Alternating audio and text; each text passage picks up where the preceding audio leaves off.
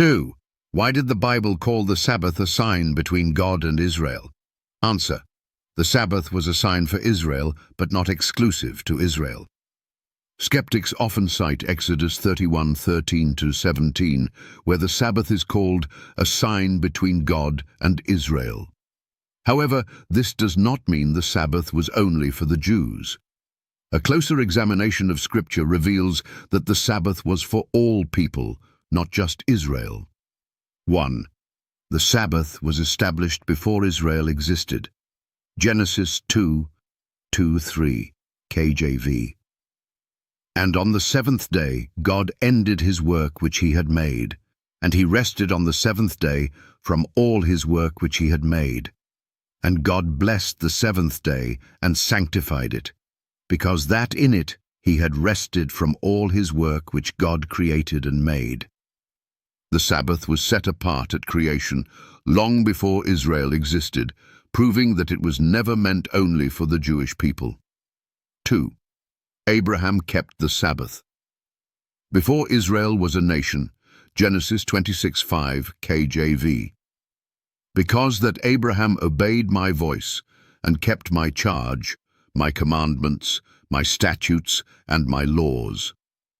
Abraham, who was not a Jew, kept God's commandments, which included the Sabbath.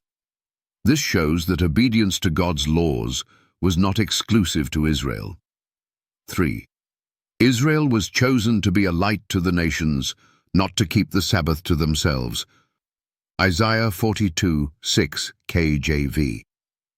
I, the Lord, have called thee in righteousness, and will hold thine hand, and will keep thee, and give thee for a covenant of the people, for a light of the Gentiles. Israel was given the Sabbath as a sign because they were chosen to be a witness to other nations, not because it was meant only for them. Zechariah 8:23, KJV.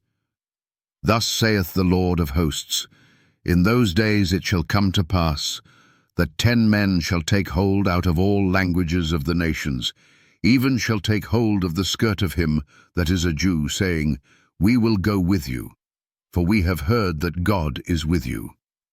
Gentiles were meant to learn from Israel and follow God's commandments, including the Sabbath. 4. The Sabbath is for all nations, not just Israel. Isaiah 56:6-7, KJV. Also the sons of the stranger that join themselves to the Lord, to serve him, and to love the name of the Lord, to be his servants, every one that keepeth the Sabbath from polluting it, and taketh hold of my covenant. Even them will I bring to my holy mountain, and make them joyful in my house of prayer. For mine house shall be called an house of prayer for all people.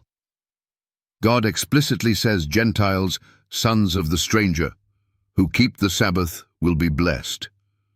This proves it was never meant only for Israel. 5. The Sabbath will be kept in the new earth by all people.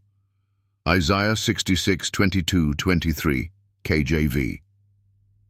For as the new heavens and the new earth, which I will make, shall remain before me, saith the Lord, so shall your seed and your name remain. And it shall come to pass, that from one new moon to another, and from one Sabbath to another, shall all flesh come to worship before me, saith the Lord. In the new creation, all flesh, not just Jews, will keep the Sabbath, proving it is for everyone. 6. Jesus declared the Sabbath was made for all humanity. Mark 2:27, KJV. And he said unto them, The Sabbath was made for man, and not man for the Sabbath. Jesus did not say the Sabbath was made for Jews, but for man, all of humanity. 7. The early church taught Gentiles to keep the Sabbath. Acts 13:42-44, KJV. The Gentiles asked Paul to preach to them the next Sabbath, and the entire city gathered to hear the word. Acts 16:13, KJCV.